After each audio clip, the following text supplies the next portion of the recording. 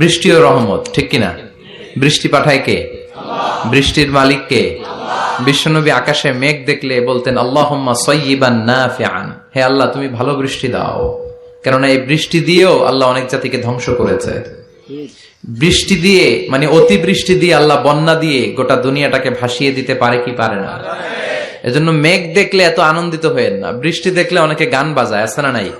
এই বৃষ্টি ভেজা রাতে তুমি চলে যেও না, গান গায় না? আপনি আল্লাহর কাছে দোয়া করবেন আল্লাহুম্মা সাইয়্যিবান নাফিআন, আল্লাহ তুমি বরকতের বৃষ্টি দাও। আল্লাহুম্মা গাইসান মুগীসান মারিআন মুরিআন নাফিআন গায়রা দার।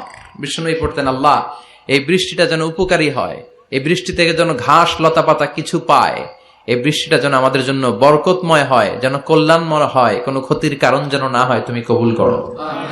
আবার বেশি বৃষ্টি হলে বিষ্ণুনবী দোয়া করতেন আল্লাহুম্মা হাওয়ালাইনা ওয়ালা আলাইনা, আল্লাহ আমাদের এলাকায় আর বৃষ্টি দিও না, আমাদের চারিপাশে দাও। এই দোয়াগুলো পড়ার দরকার আছে না নাই? আল্লাহ যা বৃষ্টি দিবে এটা যেন আমাদের কল্যাণ হয়, আমরা পড়ি আমিন।